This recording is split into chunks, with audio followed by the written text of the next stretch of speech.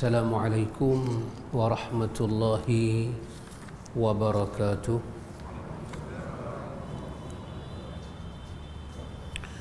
Alhamdulillah. Allahumma ati nafsi taqwaha wa zakkiha anta khairu man zakkaha anta waliyuha wa maulaha. Amma ba'du. Ikhwatul iman, ikhwatu fid din, a'azakumullah wa uhibbukum fillah. Alhamdulillah, summa alhamdulillah. Alhamdulillah ikhwan, dengan limpah kurnia dan rahmat daripada Al-Aziz, Al-Ghafur, Al-Latif, kita boleh menyambung bacaan kita ini. Kita berhenti hari itu pada muka surat yang kedua. Kita masih lagi di dalam muqaddimah penulis ini berkenaan dengan hikmah di sebalik musibah ini, iaitu kita berhenti pada perkataan muqaddimah penulis setelah dia membacakan kepada kita khutbatul hajah. Dia membawa kepada kita ayat 102 daripada Ali Imran. Kata dia, Allah Ta'ala berfirman, Ya ayyuhalladzina amanu taqullaha haqqa tuqatih wa la tamutunna illa wa antum muslimun. Terjemahan dia, wahai orang-orang yang beriman, bertakwalah kepada Allah sebenar-benar takwa kepadanya, dan janganlah kamu mati kecuali dalam keadaan muslim. Firman Allah lagi, Ya ayyuhan nasu taqu rabbakumul ladzi khalaqakum min nafsin wahidah wa khalaqa minha zawjaha wa batha minhuma rijalan katsiran wa nisaa'a wattaqullaha alladzi tasaaluna bihi wal arham innallaha kana 'alaikum raqiba. Terjemahan dia, wahai manusia, bertakwalah kepada Rabbmu yang telah menciptakan kamu dari diri yang satu, yakni Adam, dan Allah menciptakan pasangannya Hawa dari dirinya, yakni daripada diri Adam, dan dari keduanya Allah memperkembangbiakkan laki-laki dan perempuan yang banyak. Bertakwalah kepada Allah yang dengan namanya kamu saling meminta, dan peliharalah hubungan kekeluargaan. Sesungguhnya Allah selalu menjaga dan mengawasimu. Ini daripada surah An-Nisa ayat yang pertama. Dan firman Allah, Ya ayyuhalladzina amanu taqullaha wa qulu qawlan sadida yuslih lakum a'malakum wa yaghfir lakum dhunubakum wa man yuti'illaha wa rasulahu faqad faza fawzan 'azima. Terjemahannya, wahai orang-orang yang beriman, bertakwalah kamu kepada Allah dan ucaplah perkataan yang benar. Nescaya Allah akan memperbaiki amal-amalmu dan mengampuni dosa-dosamu, dan barang siapa mentaati Allah dan Rasulnya, maka sungguh dia menang dengan kemenangan yang agung. Ini daripada Al-Ahzab ayat 70-71. Ikhwatul iman, a'azakumullah wa uhibbukum fillah. Ini tiga ayat ini ikhwan selalu diulang-ulang oleh Nabi kita Muhammad sallallahu alaihi wasallam. Ketiga-tiga ayat ini ikhwan, dia mengajak kepada kita untuk satu perkara, iaitu takwa. Yang kedua, ayat ini ajak kita macam mana nak bertakwa.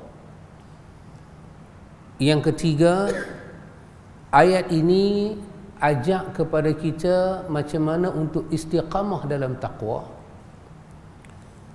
Yang keempat, ayat ini bagi tahu kepada kita natijah selepas daripada kita bertakwa, apakah natijah kita akan dapat. Dan ayat ini juga bagi tahu tentang fadilat orang bertakwa. Pada Ali Imran ayat 102, Allah kata, wahai orang-orang yang beriman, bertakwalah kepada Allah dengan haqqa tuqatih, dengan takwa yang sebenarnya. Sebelum daripada ini Allah katakan fattaqullaha mastata'tum dalam surah At-Taghabun. Allah kata bertakwalah kepada Allah sekadar kemampuan yang kamu ada. Artinya satu orang tu bertakwalah kepada Allah kadar yang boleh. Tiba-tiba turun ayat ini. Dengan turun ayat ini, maka fattaqullaha mastata'tum itu ke belakang. Ayat ini didepankan. Iaitu bertakwa kepada Allah haqqa tuqatih, dengan sebenar-benar takwa. Macam mana yang dikatakan takwa yang sebenar? Kalau kita lihat daripada sudut bahasa, kita ni akhwan, kita sendiri tahu. Ini saya kata kalau kita lihat daripada sudut bahasa, kita tak lihat nah-nah lagi, sudut bahasa. Kita sendiri tahu satu kerja tu kita buat sungguh-sungguh ke tak sungguh ke, kita sendiri tahu. Tak perlulah orang bagi tahu pada kita. Kerja yang kita buat ni, kita rasa penat ke, kita tak rasa penat ke, kita sendiri tahu. Artinya, pada bahasa yang dipakai di sini, satu orang itu dia sendiri tahu nilai takwa yang ada dalam diri dia. Maka diminta kepada dia jangan berlakon, jangan berbohong. So kalau nilai takwa dia banyak tu, janganlah berlakon lebih-lebih sangat. Haqqa tuqatih, bertakwa pada Allah dengan sebenar-benar takwa. Bila sahabat Nabi yang bernama Abdullah bin Mas'ud, dia terjemah ayat ni. Abdullah bin Mas'ud terjemah ayat ni. Dia kata Allah Ta'ala berfirman, bertakwalah kepada Allah dengan sebenar-benar takwa, haqqa tuqatih. Abdullah bin Mas'ud kata haqqa tuqatihi itu ialah an yuta'a fala yu'sa. Kamu taat kepada Allah, jangan derhaka dia. Itu makna haqqa tuqatih. Taat kepada Allah, jangan derhaka. Artinya masa kita taat kepada Allah Ta'ala, taat pada Allah Ta'ala, dengan kita membersihkan kita punya pemikiran dan hati, ketaatan kita kepada Allah tidak akan membinasakan kita. Atas apa sekalipun, ketaatan kita pada Allah tidak akan membinasakan kita. Kita taat kepada Allah di dunia, dunia tidak akan binasa untuk kita. Habuan kita dalam dunia tetap ada. Jangan takut untuk taat kepada Allah. Jangan ada su'uzan, buruk sangka pada Allah. Dengan aku taat kepada Allah ni, aku akan rugi. Taat kepada Allah, jangan ada sedikit ingat buruk sangka pada Allah. Dan masa taat kepada Allah Ta'ala itu, fala yu'sa, jangan ingat nak derhaka, nak kecoh Tuhan. Satu. Dua, kata Abdullah bin Mas'ud, wa an yuzkara fala yunsa. Haqqa tuqatihi itu, kata Abdullah bin Mas'ud, kamu ingat pada Allah, jangan sekali-kali kamu lupa dia. Ingat kepada Allah dengan banyak ayat Quran menyebut tentang ingat kepada Allah dengan zikran kathira, ingat yang cukup banyak. Ingat pada Allah. Allah puji laki-laki yang ingat Allah, perempuan yang ingat Allah. Dalam surah Al-Ahzab kan, Allah puji, banyak golongan yang Allah puji. Maka masa kita ingat kepada Allah, jangan ada muqaddimah-muqaddimah yang boleh menyebabkan kita lupa kepada Allah. Dua. Tiga, dia kata wa ayyushkara fala yukfar. Kamu syukur kepada Allah, jangan sekali-kali kamu kufur kepada Allah. Abdullah bin Mas'ud kata, tiga inilah yang dimaksudkan dengan haqqa tuqatih, kata Abdullah bin Mas'ud. Jadi bila Allah kata ya ayyuhallazina amanu taqullah, wahai orang-orang yang beriman, bertakwalah kepada Allah dengan takwa yang sebenar. Bertakwalah kepada Allah. Kita pun hari Jumaat duk dengar kan, khatib bagi tahu, saya berpesan pada diri saya, pada tuan-tuan, bertakwa pada Allah, macam mana melaksanakan perintahnya, menjauhi larangannya. Itu maksud perkara yang pertama tadi, takwa. Imtithalil awamir wajtinabun nawahi, melaksanakan perintah Tuhan dan menjauhi larangannya. Melaksanakan perintah Tuhan tanpa kita buruk sangka pada Tuhan.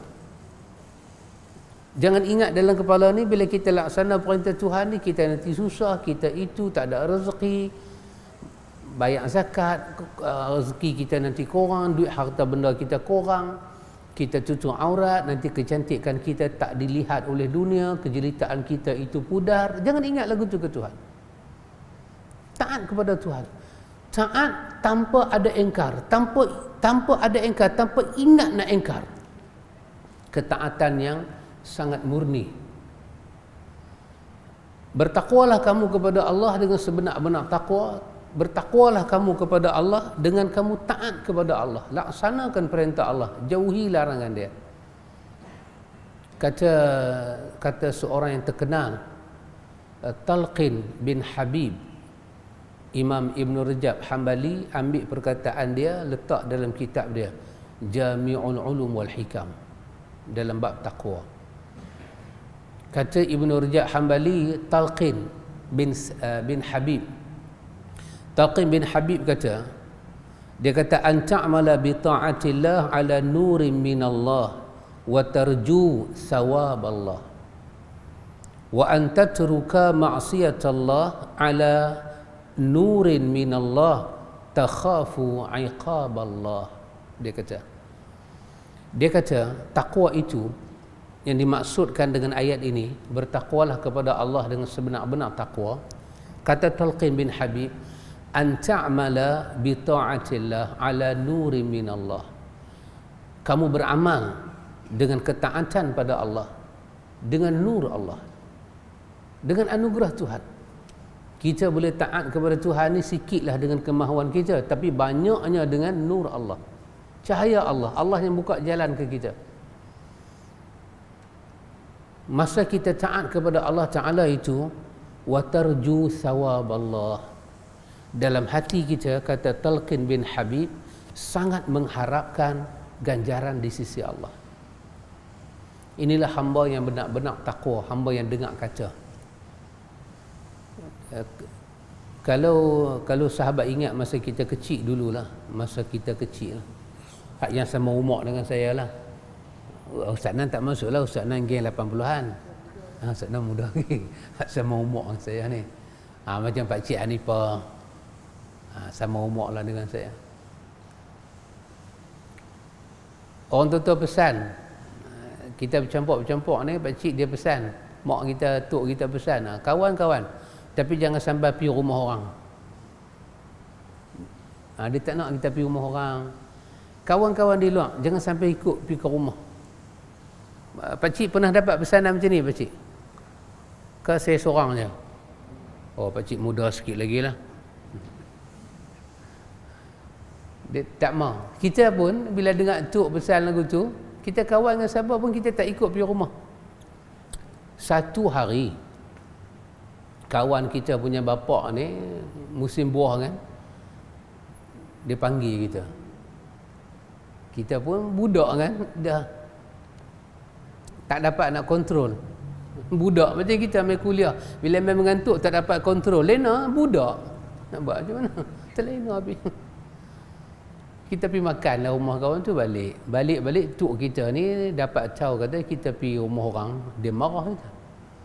Dia kata aku dah pesan dah, kawan ni cakap di luar, jangan sampai masuk dalam rumah orang. Hari ni hang masuk dalam rumah orang, besok hang nak jadi apa? Kaki hang pelan panjang dah kita. Dia marah. Tapi kalau selama kita taat kepada dia tu, dalam banyak-banyak cucu dia kata, ni lah cucu dia, apa saya dengar cakap dia tak masuk rumah orang.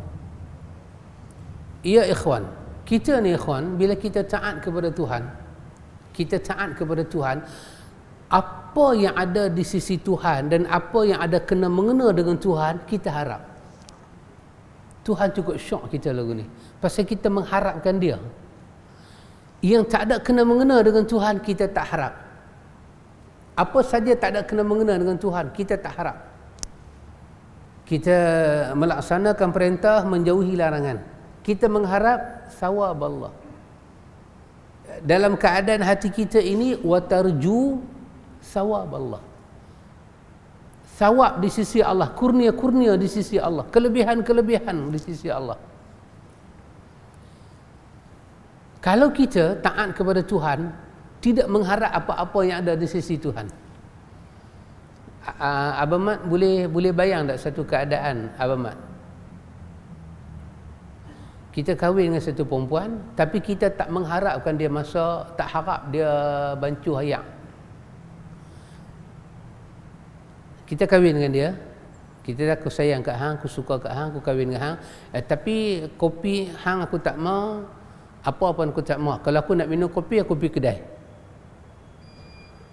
Satu hari bini kita masak, kita kata bukan pasal ni aku kahwin dengan hang, aku kahwin dengan hang ni pasal cinta.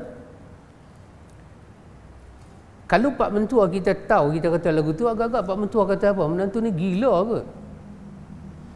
Dia kahwin dengan satu perempuan, tapi dia tak mengharap apa-apa daripada perempuan itu.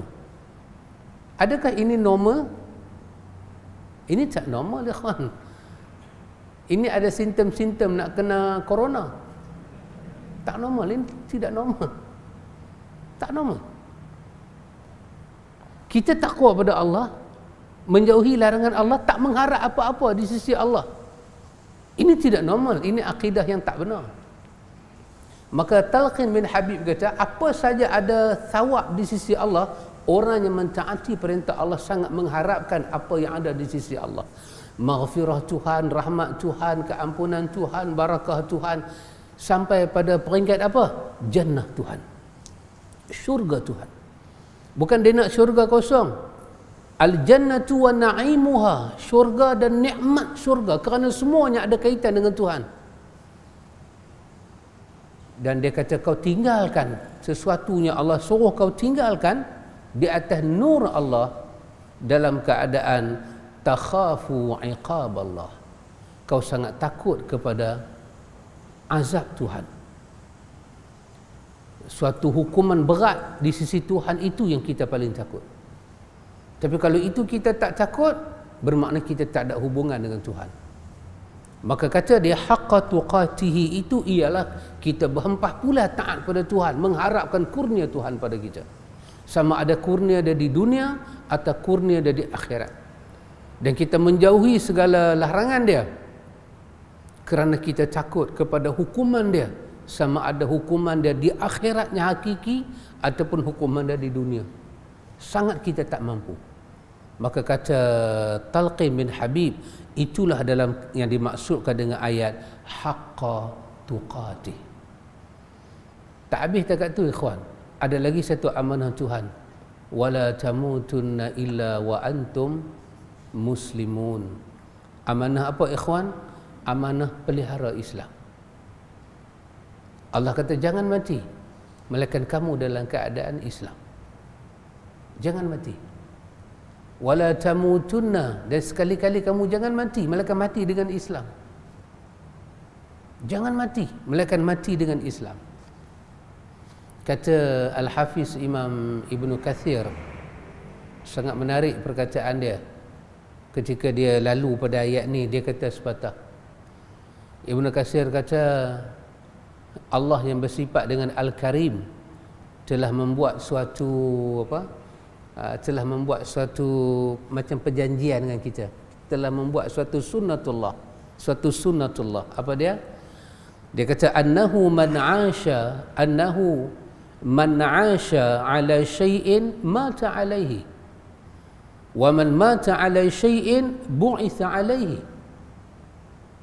Ibn Katsir kata Tuhan telah buat suatu sunnatullah. Apa dia? Man 'asha ala syai'in, siapa yang hidup di atas satu cara hidup, mata alaihi, dia akan mati di atas cara hidup itu. Wa man mata ala syai'in, siapa yang mati atas sistem tu, cara hidup tu, bu'itsa alaihi, Tuhan bangkit dia di hari akhirat pun di atas sistem tu juga Tuhan hisab dia. Maka kita, kata dia, berlindung pada Allah sekiranya cara kita hidup itu khilaf min khilafi zalik, kalau khilaf dengan haqqa tuqatih. Sangat takut. Selalu orang Arab akan kata man ahabba syai'an husyira ma'a syai'. Siapa yang suka dengan satu benda, dia akan dibangkit dengan benda dia suka. Sehingga dalam riwayat kan disebut, Nabi tanya pada sahabat tu, kalau berlaku kiamat apa yang kamu sediakan? Dia kata, aku sayang pada engkau ya Rasulullah, aku sayang pada Allah. Maka Nabi kita, kalau macam tu anta ma'aman ahbabta, kamu akan dibangkitkan bersama orang yang kamu sayang.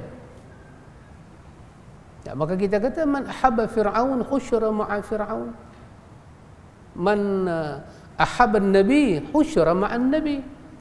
Siapa hidup ni suka dengan gelagat Fir'aun, tertarik dengan cara Fir'aun, besok mati Tuhan bangkitkan dia dengan Fir'aun. Siapa yang sayang pada Nabi, cinta pada Nabi, hidup dengan cara Nabi, maka akhirat esok dia dibangkit pun dengan cara itu. Maka ada di sini ikhwan perintah dan amanah daripada Tuhan supaya jangan tinggalkan taqwa, jangan tinggalkan Islam. Jadi pada ayat pertama ni ikhwan, Allah minta kita bertakwa dengan haqqa tuqatihi dan minta supaya kepada kita pelihara Islam. Pelihara Islam. Itu masa belajar awal-awal bab dulu. Masa kalau antum pernah belajar dalam usulul thalatha, telah diberi penjelasan apa makna Islam. Islam itu apa? Islam itu adalah menyerah diri kepada Allah dengan tauhid, taat dan patuh kepadanya, dan membebaskan diri daripada syirik dan ahlinya. Itu adalah Islam. Maka ayat ni kata wala tamutunna illa wa antum muslimun, dan jangan sekali-kali mati, jangan sekali-kali mati melainkan dalam keadaan hakikat Islam tu ada pada kita. Jangan rosakkan tauhid dalam diri kita. Masuk kepada surah An-Nisa, Allah kata ya ayyuhan nasu taqu rabbakumul ladzi khalaqakum min nafsin wahidah wa khalaqa minha zawjaha wa batha minhuma rijalan katsira wa nisaa wattaqullaha alladzi tasaaluna bihi wal arham innallaha kana 'alaikum raqiba. Allah kata, wahai manusia, bertakwalah kepada penciptamu yang telah menjadikan kamu daripada nafas yang satu, dan daripada nafas yang satu itu Allah kembang biakkan laki-laki dan perempuan.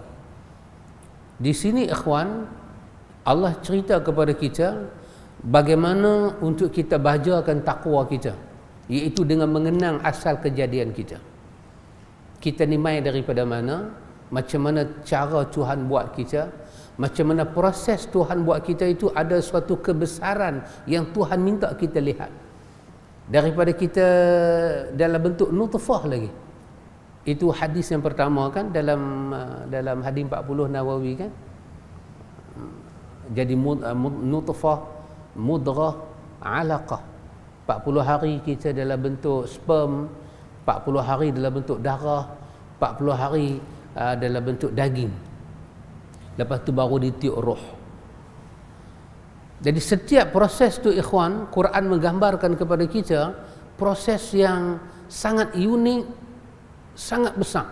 Sampai Allah kata fatabarakallahu ahsanul khaliqin. Allah kata maha berkat Allah Ta'ala yang boleh mencipta makhluk seelok ni. Daripada cara kita. Cara kita dalam bentuk nutfah, Tuhan namakan nutfah itu dengan nama apa? Mimma'in mahin. Kami cipta manusia daripada air yang sangat lemah. Allah cerita siap. Tambah dengan pembuktian sains lagi. Nutfah tu jadi macam mana dalam bentuk rahim. Lepas tu jadi macam mana. Tak cukup kita duduk dalam perut mak kita, jadi apa? Tuhan cerita lagi masa kita keluar ke dunia jadi apa? Wallahu akhrajakum min butuni ummahatikum. Tuhan yang keluarkan kamu daripada perut ibu kamu. La ta'lamuna syai'a, kamu tak tahu apa. Jadi untuk merapatkan hubungan kita dengan Tuhan, dalam An-Nisa ayat 1 ini, Tuhan suruh kita muhasabah, merenung bagaimana kejadian kita daripada nafsin wahidah, daripada nafas yang satu, iaitu daripada nafas Adam, kemudian bercampur dengan Hawa, kemudian daripada pencampuran Adam dan Hawa jadilah rijalan kathiran wa nisaa, membiaklah laki-laki yang banyak dan keturunan wanita yang banyak. Datang sebagai taukid, pengukuhan. Allah kata wattaqullah. Allah kata kukuhkan takwa kamu lagi. Alladzi tasaaluna bihi wal arham, alladzina tasaalu bih. Tuhan itulah, Allah itulah yang selalu kamu meminta dengan namanya. Sama ada minta ke Tuhan atau kita minta sama-sama kita, banyak pakai nama Tuhan. Lebih-lebih kalau nak buat sekolah ke, nak buat apa, pakai nama Tuhan cukup banyak. Dah sekali orang tu kata, wallahi demi Allah ni saya lagu ni, pakai nama Tuhan banyak. Allah kata wattaqullah alladzi tasaaluna bihi. Bertakwalah kepada Tuhan. Maka satu daripada sebab kita kena takwa pada Tuhan, Tuhan kata kamu pakai nama aku cukup banyak. Kalau Tuhan ungkit balik, bukan nikmat dia bagi, kita pakai nama dia saja, punya banyak. Tuhan kata cukup banyak kamu pakai nama aku dalam hidup kamu. Lebih-lebih mukmin, makan bismillah, alhamdulillah, nak buat kerja apa bismillah, saat ni pergi sana bismillah, saat ni ke sini bismillah, sampai bomo pun bismillah, buih dengan berkat la ilaha illallah. Tengah-tengah tu dia baca apa kita tak tahu, tapi di ujung tu auzubillah, banyak kita pakai nama Tuhan. Maka Allah Ta'ala kata wal arham, Allah kata hubunglah rahim, hubunglah rahim, jangan putuskan silaturahim. Keluar satu perut ibu, keluar satu keturunan, satu benih, jangan putuskan. Kenapa? Kerana dalam kejadian kamu dalam perut mak kamu itu mempunyai kebesaran yang cukup besar yang aku pertontonkan pada kamu. Allah kata innallaha kana alaikum raqiba. Sesungguhnya Allah ke atas kamu sangat raqiba, sangat mengawas, muraqabah, sangat dekat. Tuhan awas kita. Maka pada surah An-Nisa ini Allah Ta'ala tunjuk kepada kita macam mana nak dapat pengukuhan dalam takwa. Dalam Ali Imran tadi Allah bagi tahu takwa macam mana yang kita kena buat, dan hubungan takwa dengan Islam, jaga Islam. Tak ada makna saya takwa tapi Islam tu pelan pudak dalam hidup kita, tak ada makna. Dalam An-Nisa Allah cerita bagaimana kita nak mantapkan takwa kita. Datang Al-Ahzab, Allah kata ya ayyuhallazina amanu taqullah, wahai orang-orang yang beriman, bertakwa kepada Allah, wa qulu qawlan sadida. Allah kata dan hendaklah dalam kamu ini ada qawlan sadida. Ini cara nak mendapatkan takwa. Qawlan sadida, kena ada dalam hidup kita ini qawlan sadida. Tadi dia terjemah dengan makna kata perkataan yang benar. Perkataan yang benar. Ada ulama kata qaulan sadida ini artinya kalimah la ilaha illallah. Wahai orang-orang yang beriman, bertakwalah kepada Allah, wa qulu qaulan sadida, dan berkatalah dengan kalimah la ilaha illallah dalam hidup kamu. Jangan rosakkan kalimah itu, qaulan sadida. Ada ulama terjemah sadid dengan makna as-sidqu. Qaulan sadida bermakna perkataan yang jujur. Jujur, bercakap ni biar benar. Dan ada ulama terjemah as-sadid dengan makna as-sawab, kebenaran. Tadi kejujuran, ini kebenaran.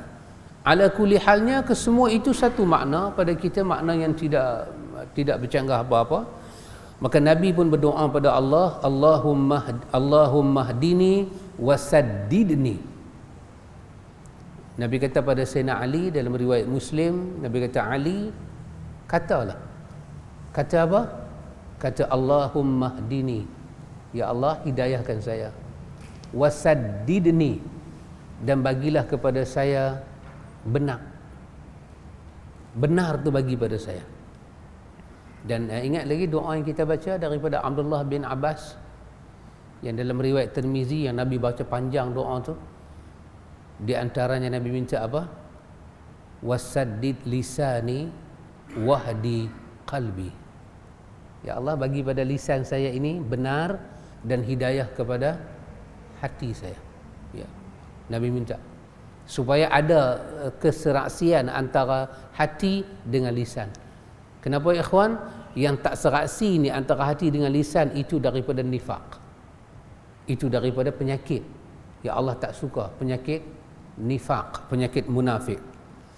Setelah Allah katakan itu, maka Allah katakan, Allah cerita, dah kita berusaha menjadikan diri kita orang yang bertakwa, kemudian Allah tunjuk jalan apa makna takwa, macam mana nak meraih takwa, kemudian apa hubungan takwa dengan Islam, macam mana nak dapat istiqamah dalam takwa. Maka lani pula Allah cerita apa yang Allah nak bagi pada kita kalau kita bertakwa. Kita dapat apa? Allah kata, yuslih lakum a'malakum wa yaghfir lakum zunubakum. Allah kata, Allah akan perbaiki bagi kamu amalan-amalan kamu. Allah perbaiki. Yuslih lakum a'malakum. Allah perbaiki hidup kita. Dalam An-Nahli pun Tuhan kata lagu tu kan, Allah guna perkataan hayatan tayyibah. Kami bagi pada mereka hidup yang sangat baik.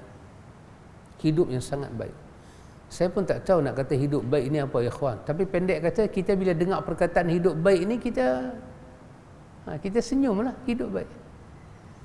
Sekarang ni kita tanya, dengan suasana COVID ni, baik ke tak baik?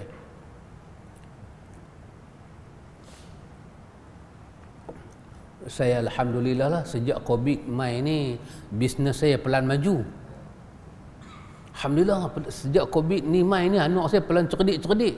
Mau tak cerdik? Alhamdulillah, saya sejak ada COVID ni kira saya syukurlah, hubungan saya dengan bini saya pelan rapat lah. Saya pun tak keluar malam mana, dia pun dah tak melilau mana. Raja melilau dua-dua ekor ni. Sejak COVID mai ni, alhamdulillah lah, kami kira bagus. Tak tahu lah, tak pernah dengar lah orang cakap lagu tu. Hak banyaknya orang nak cakap leceh. Mana pun tak boleh nak pi, walaupun dah pi macam-macam tempat, tapi duk kata mana pun tak boleh pi. Mana tak boleh pi, yang ni tak boleh pi. Kedai pun tutup tekak pukul 10, minta kedarah apa pun tak boleh. Tak selesa. Maka ayat ni kata, kalau kamu bertakwa pada Allah, kamu ada qaulan sadida, yuslih lakum a'malakum. Allah akan memperelok amalan kita. Amalan termasuk apa yang tingkah laku kita ni lah. Akhlak kita tu, amalan kita ada sekitar kita. Allah janji, Allah nak bagi elok. Tak cukup cakap tu, dalam bentuk kerohanian pula Tuhan kata, wa yaghfir lakum zunubakum. Aku ampun dosa kamu dengan takwa. Hidup ada islah, ada islahul a'mal, dan dari segi roh kita mendapat maghfirah, keampunan dosa. Kalau mendapat keampunan dosa, kita selamat akhirat.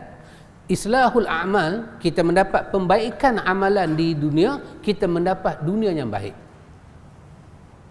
Maka Tuhan kata itu ada kepada takwa. Ikhwan, inilah seorang sifat mukmin.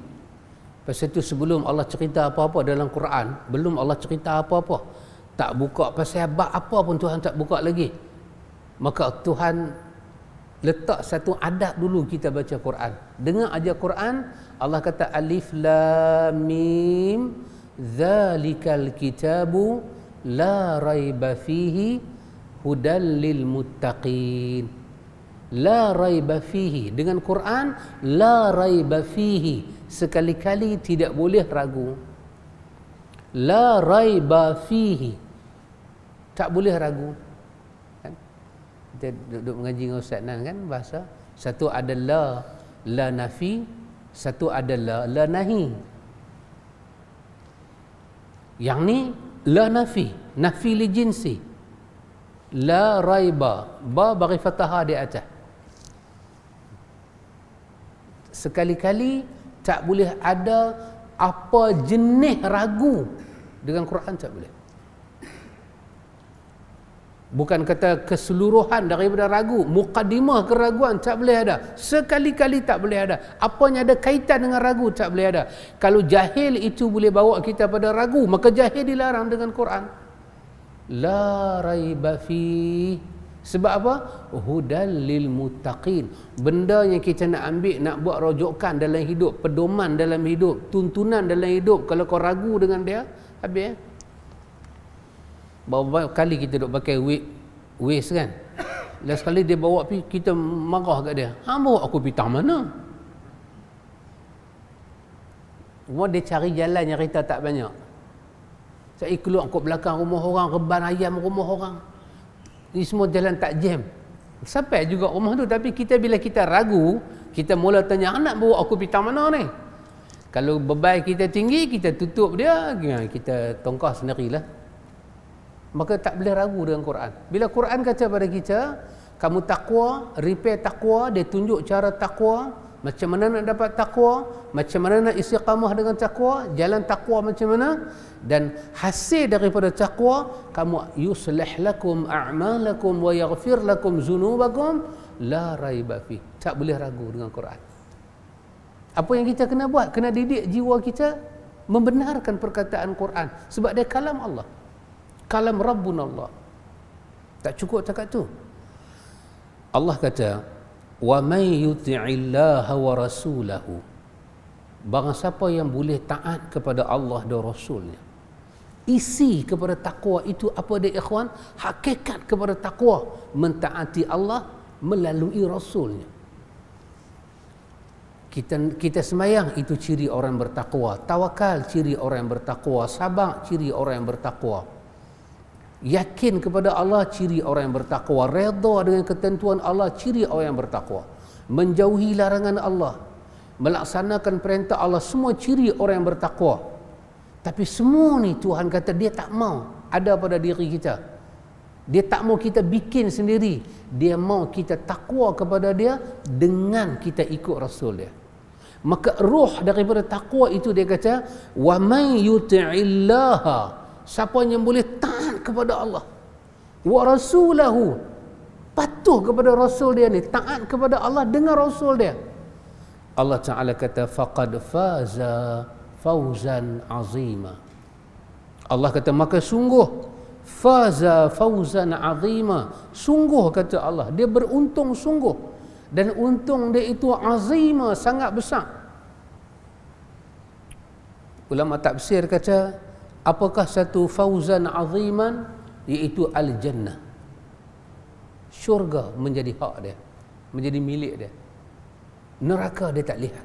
Bukan kata masuk, tengok pun Tuhan tak bagi. Sebab orang ni ikhwan, bukan kata masuk neraka, tengok neraka satu azab. Tengok neraka satu azab, sangat azab tengok neraka. Dia satu trauma yang tak dapat dilupakan, sangat azab, sangat azab. Pasal itu dengan rahmat Tuhan, Allah tak bagi kita dengar orang dalam kubur kena siksa. Wahai kita tanam dia tu berapa kaki je. Ada lani punya korek 5 kaki semua pakai kena kecil manis, tak larat nak korek dah. 5 kaki. Habis tinggi pakai pinggang. Orang dulu betul liang depa sama tinggi dengan kita berdiri. Pasal orang dulu pokok balak pun dia boleh gaji orang dulu. Oh lah, tak larat dah kawan, tak larat dah. Kalau Tuhan nak bagi dengar lah, nak bagi busuk tu keluar lah, lama dah Tuhan boleh buat. Nak bagi dengar bunyi tu, lama dah Tuhan boleh buat. Tapi dengan rahmat dia tahan. Dengan kudrat dia tahan. Sebab apa? Sebab kalau Nabi sebut dalam hadis Bukhari, Nabi kata kalau kamu dengar, Nabi kata la sa'iqah, kamu pengsan, tak boleh hidup. Kamu pengsan, kamu tak boleh hidup. Hidup kamu akan jadi cacat kalau dengar orang kena azab. Maka tak akan ada orang boleh dengar orang kena azab. Tak boleh dengar. Sebab Nabi kata tak boleh dengar. Dia akan menghalang hidup kita dalam dunia ni. Maka Allah bagi kepada kita rahmat dia. maka Allah bagi apa? Allah bagi pada kita jannah, syurga. Syurga Allah bagi pada kita. Ikhwatul iman. Kemudian setelah penulis melalui semua perkara ini, penulis masuk kepada kita, dia kata, fa inna asdaqal hadithi kitabullah wa khairal hadi hadi Muhammadin sallallahu alaihi wasallam wa syarrul umur muhdatsatuha wa kullu muhdatsatin bid'ah wa kullu bid'atin dhalalah wa kullu dhalalatin finnar. Sungguh sebaik-baik perkataan adalah kitabullah Al-Quran, sebaik-baik petunjuk adalah petunjuk Muhammad sallallahu alaihi wasallam, dan sejelek-jelek perkara adalah yang diada-adakan. Setiap yang diada-adakan adalah bid'ah, dan setiap bid'ah itu sesat, dan setiap kesesatan tempatnya di neraka. Amma ba'du. Penulis kata amma ba'du. Ini juga ada dalam hadis amma ba'du. Apa makna amma ba'du? Adapun selepas daripada itu. Selepas daripada apa? Selepas daripada puji Allah, baca ayat Quran, lepas daripada kata sebaik-baik kalam Allah, sebaik-baik petunjuk Muhammad, seburuk-buruk urusan pi reka tinggal kalam Allah, tinggal petunjuk Muhammad, pi reka jalan sendiri, tak mau ikut Nabi, itu seburuk-buruk urusan. Nabi kata ini, Nabi kata nama dia bid'ah. Yang bid'ah macam ni Nabi kata sesat, yang sesat macam ni masuk neraka. Dah habis dah kata lagu tu, amma ba'du, selepas daripada aku ucap semua di atas, barulah aku nak kata apa yang aku nak kata. Tengok seorang Muslim, dia tak akan kata apa yang dia nak kata dulu, dia akan kata apa yang Tuhan kata dulu. Last sekali baru dia nak kata. Amma ba'du. Ikhwan, pada perenggan ni ada dalam riwayat Muslim, Nabi beritahu kepada kita sebaik-baik hadis ataupun kalam Tuhan itu sebaik-baik. Tak ada cacat, tak ada kebatilan, tak ada pembohongan, tak ada pendustaan, tak ada langsung. Ahsanul hadis kitabullah, sebaik-baik, seindah-indah, seagung-agung perkataan kalam Allah. Dan Nabi kata sebaik-baik pertunjuk, wa khairul hadi, juga kita boleh baca dengan wa khairul huda, sebaik-baik pertunjuk, hadiyu Muhammad, huda Muhammad, petunjuk Muhammad, sebaik-baik petunjuk Muhammad. Maka dia tinggal sebaik-baik petunjuk, dia pergi buat apa? Dia pergi reka jalan yang baru, pergi buat jalan yang baru. Ini tak baiklah. Sebab sebaik-baik petunjuk Muhammad. Itu dialog di antara Salman Al-Farisi dengan seorang yang bukan Islam kan. Kata kawan tu, adakah Muhammad ni kamu duk kata dia bagus, dia itu, dia ini? Kata Yahudi ni kepada Salman Al-Farisi, adakah Muhammad itu punya sempurna sampai keluar tandas pun dia ajak kot? Yahudi kan tak tahu cara. Adakah Muhammad betul tu? Apa Salman jawab? Ajal. Kata ya. Bukan kata keluar, nak masuk pun Muhammad aja, tambah keluar.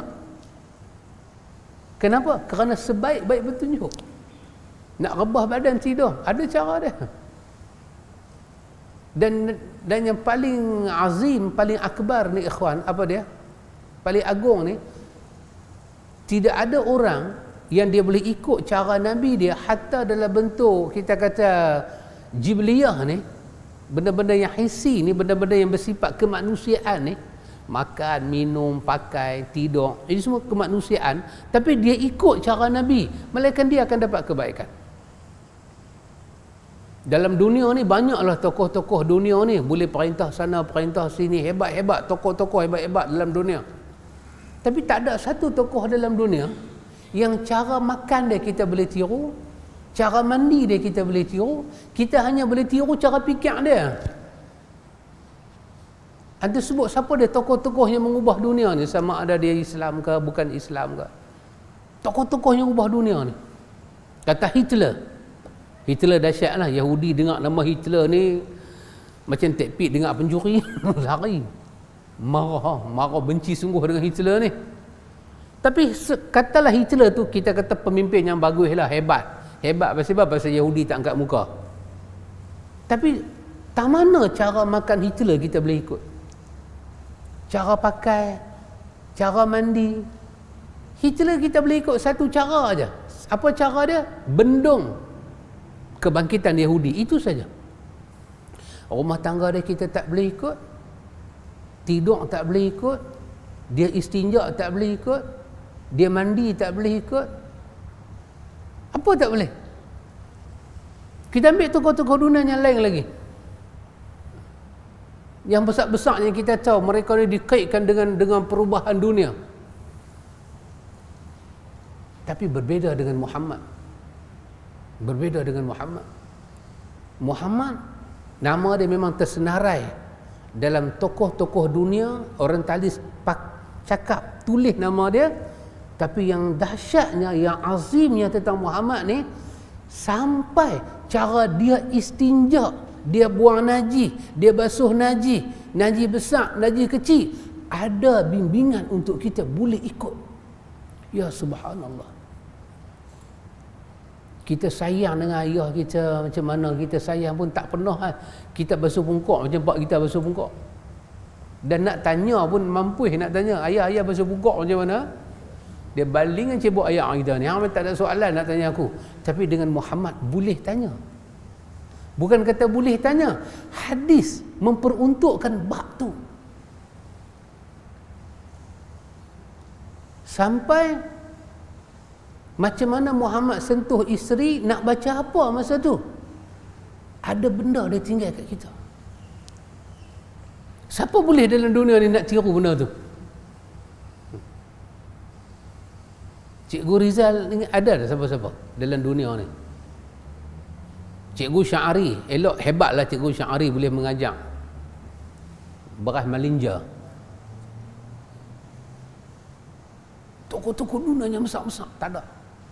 Mereka besar dalam bentuk macam mana nak berpolitik, macam mana itu, macam mana ini. Dunia barat keluar daripada kepompong mereka. Dunia yang begitu gelap, mereka keluar. Bila kita kaji balik orang yang mengeluarkan dunia barat tu, kita boleh takat ambil buah fikiran dia. Satu benda aja. Tapi Muhammad ada. Muhammad daripada rambut sampai tepak kaki, luar dan dalam, semuanya benar-benar Tuhan kata, wa innaka la'ala khuluqil azim. Maka ikhwan, kalau kita tahu semua tentang dunia, kita tak tahu tentang Muhammad, kita telah merugi dengan satu kerugian yang tak dapat ditampung dengan apa-apa. Maka perkataan inilah yang menginsafkan kita bahawa wa khairal hadi hadiyu Muhammadin sallallahu alaihi wasallam, iaitu sebaik-baik petunjuk, sebaik-baik petunjuk Muhammad. Petunjuk Muhammad. Penulis kata, sesungguhnya hakikat hidup ini adalah cubaan dan ujian. Allah ciptakan hidup dan mati untuk menguji manusia siapa yang paling baik amalnya. Itulah firman Allah Ta'ala, alladzi khalaqal mauta wal hayata liyabluwakum ayyukum ahsanu amala wa huwal azizul ghafur. Terjemahan dia, Allah menciptakan mati dan hidup untuk menguji kamu siapa di antara kamu yang lebih baik amalnya, dan dia maha perkasa, maha pengampun. Penulis kata, cubaan dan ujian selalu mengiringi setiap orang, apakah itu berupa kesenangan maupun kesusahan, kekayaan atau kemiskinan, sehat atau sakit, gembira atau sedih, kematian dan lainnya. Semua itu merupakan ujian. Apakah manusia bersyukur atau tidak, bersabar atau tidak. Bagi orang yang diberikan kesenangan, kekayaan, kegembiraan, maka konsekuensi kesenangan iaitu bersyukur atas segala nikmat Allah Jalla wa'ala dengan mentauhidkan Allah dalam beribadat padanya, melaksanakan ketaatan kepada Allah dan menjauhkan perbuatan dosa dan maksiat. Orang yang bersyukur kepada Allah sangat sikit sekali.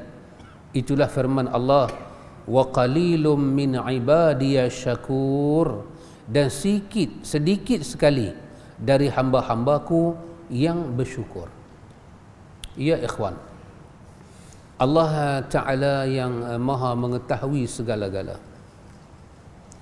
Takat kita baca tadi ikhwan, takat kita baca tadi daripada Ali Imran, An-Nisa dan Al-Ahzab. Takat kita baca tadi, berani tak kita ikhwan membuat satu kesimpulan pada malam ini? Berani tak? Saya tak beranilah, saya tanya. Berani tak kita buat satu kesimpulan? Iaitu apa dia? Perkataan takwa kepada Allah Ta'ala ni, dia hal kerohanian, tetapi dia adalah benda yang menentukan kehidupan dunia kita baik atau tak baik. Berani tak kita buat kesimpulan itu untuk menyatakan bahawa kalau terhakis takwa kita dalam dunia, bermakna kita menghakiskan kehidupan kita yang baik dalam dunia. Kenapa? Kerana ayat Al-Ahzab tadi kata yuslih lakum a'malakum. Kalau kamu takwa kepada Allah dengan qaulan sadid tadi, perkataan yang benar, perkataan yang betul, perkataan tauhid ada pada diri kamu, jaga, maka Allah akan memperelokkan, merepair amal kita. Amal kita ni, kelaku kita dalam dunia. Maka berani tak kita buat satu kesimpulan menyatakan bahawa dengan kita tidak bertakwa kepada Allah, kitalah di antara orang yang menyebabkan dunia kita jadi tak sempurna. Kebaikan-kebaikan itu terhakis. Berani tak kita buat kesimpulan itu? Itu sahabat kena jawab sendiri. Berani ke tak?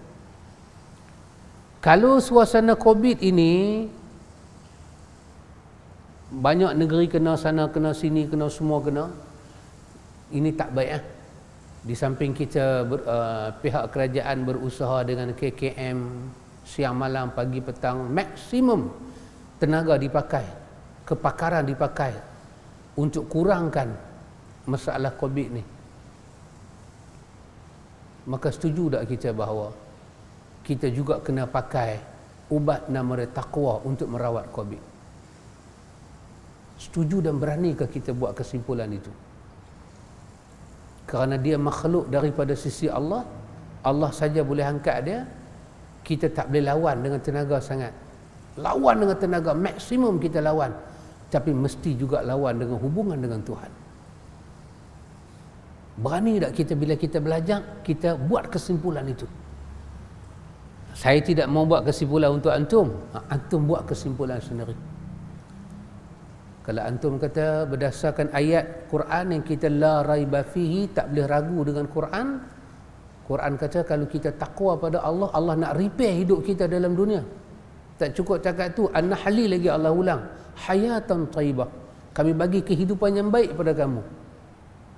Maka maknanya bukan saja kita pakai mask, itu SOP dia, jarak 1 meter tu SOP dia, selalu basuh tangan itu SOP dia, jangan berhimpun tempat keramaian orang itu SOP dia. Juga takwa itu mesti masukkan dalam SOP dia. Takwa yang macam mana? Yang habaq daripada awal tadi itu. Taat, jangan maksiat, syukur, jangan kufur, ingat, jangan lupa, taat kepada Allah, mengharapkan kurnia Allah. Ikhwan, kesihatan dalam dunia ni bukankah kurnia Tuhan? Kena harap dari Tuhan.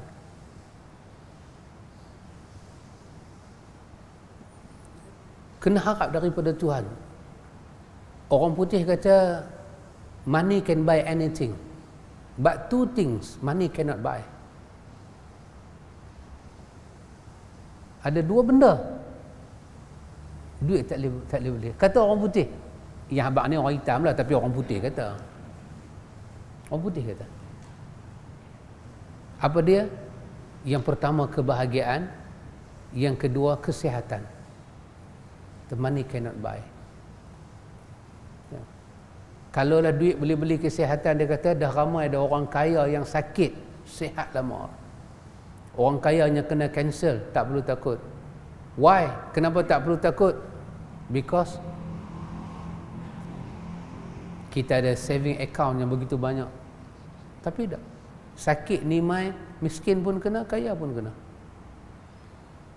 Kalau kebahagiaan ini menjadi ujian Tuhan, Tuhan sentuh sedikit rasa tak bahagia. Dalam hal kejiwaan dia kata murung. Serba-serbi dalam rumah dah, tapi dia mai satu perasaan sepi dalam hati, sayu. Tengok orang gila duk ambil makanan dalam tu sampah, duk ingat dalam hati dia, hang lagi bagus daripada aku. Murung. Tak tahu apa dia ubat. Doktor tak ada ubat. Cuma ubat doktor ni, satu dia bagi ubat penenang, kedua dia bagi motivasi, itu aja. Lebih tak ada. Kalau doktor bagi ubat lebih sikit, kawan tu nanti lena, bangkit, gila terus.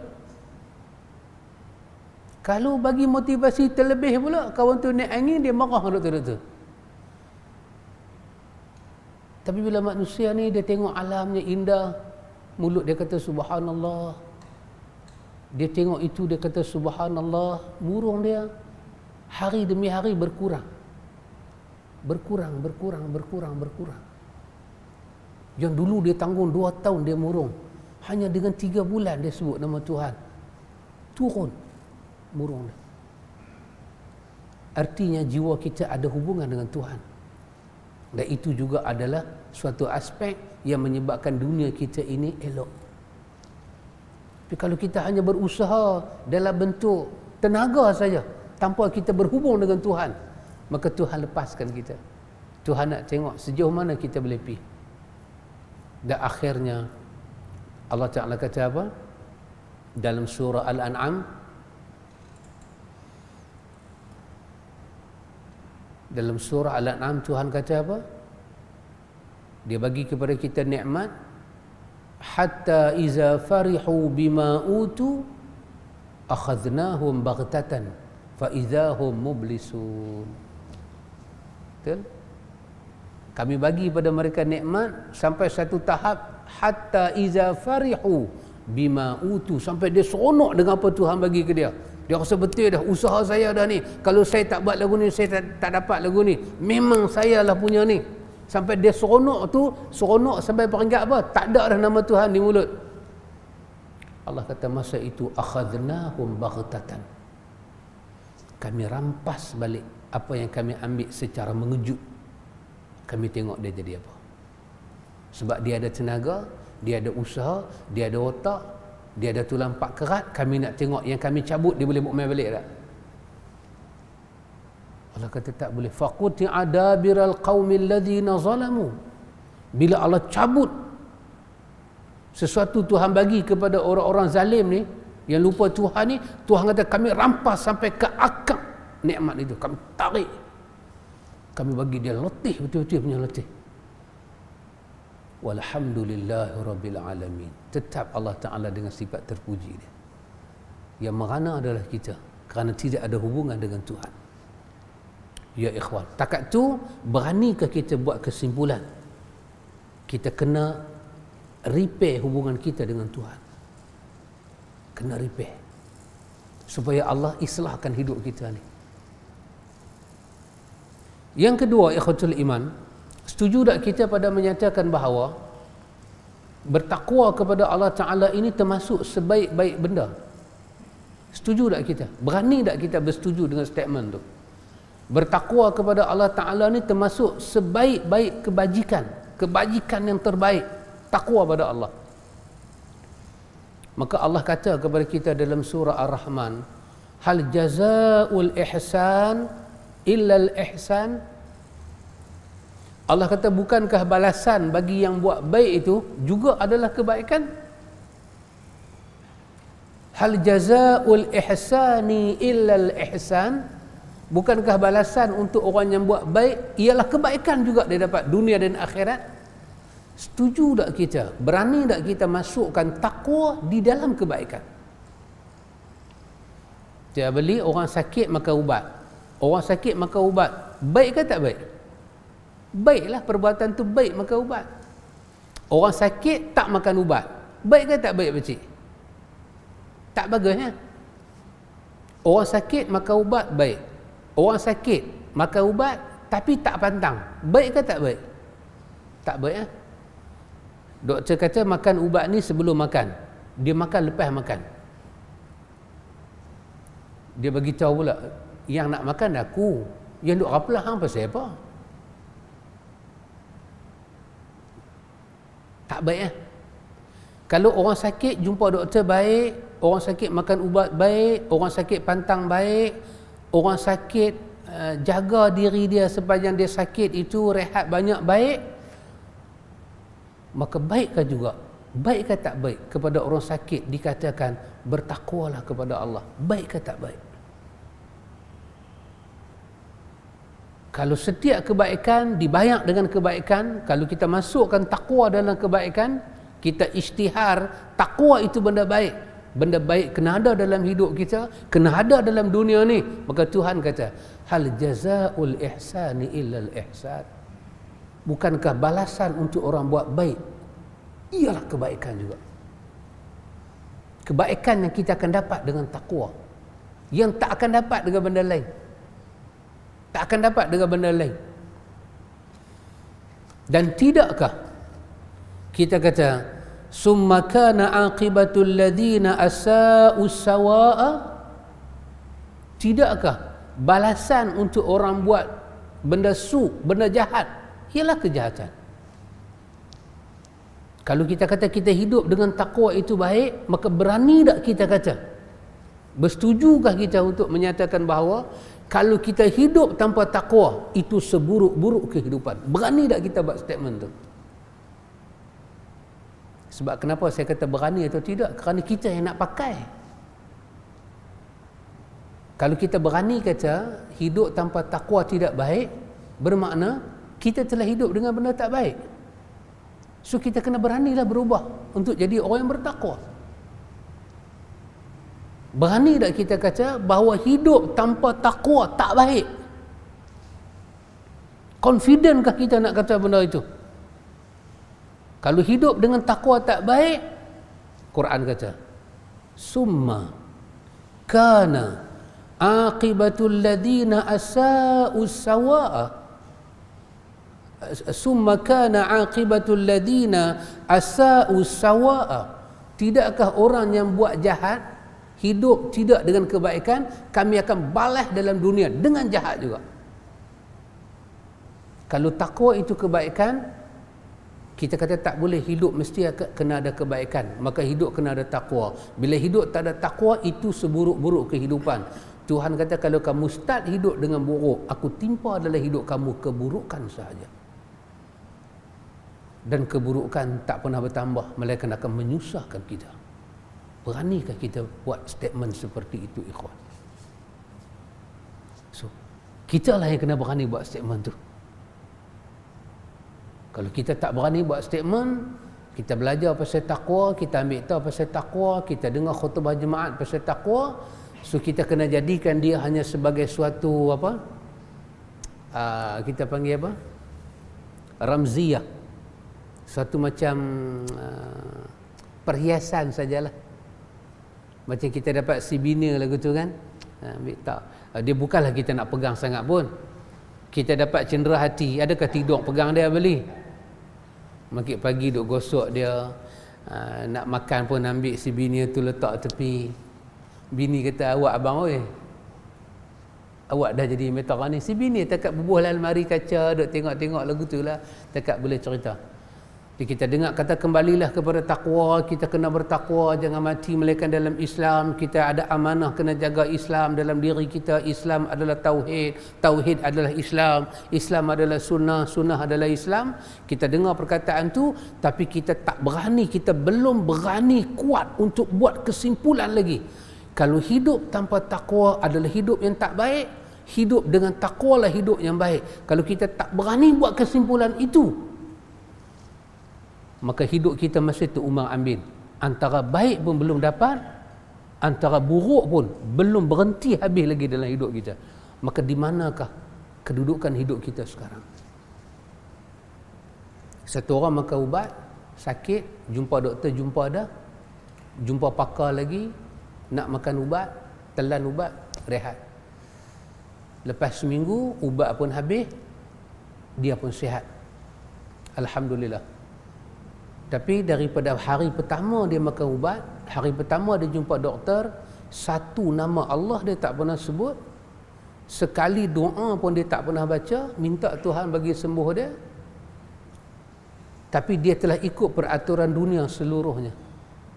Dia sakit, dia jumpa doktor, doktor pula doktor pakar, makan ubat ikut peraturan. Maka berani tak Udin sama macam pak dia. So, saya tengok bapak yang mana satu anak, mana satu bapak. Beranikah kita buat kesimpulan pada menyatakan bahawa orang sakit jumpa doktor, doktor pakar, doktor bagi ubat, dia makan ubat dan dia sihat. Tapi selama dia jumpa doktor, selama dia makan ubat, dia tak pernah sebut satu nama Tuhan, dia tak pernah berdoa minta Tuhan sembuhkan dia. Beranikah kita menyatakan orang ini orang yang terbaik? Dan beranikah kita kata sistem ini sistem yang tak baik? Beranikah kita buat conclusion macam itu? Saya serahkan keputusan itu di tangan anda.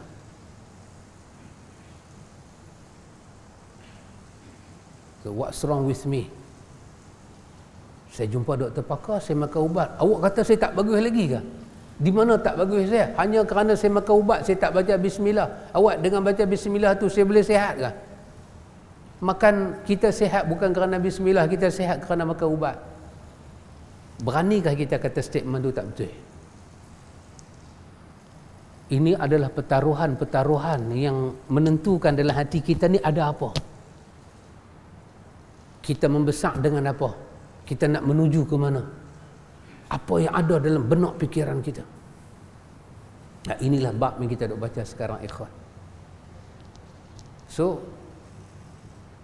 kita dalam Imam Ghazali kita dalam sebuah negara ni macam duduk satu bahtera.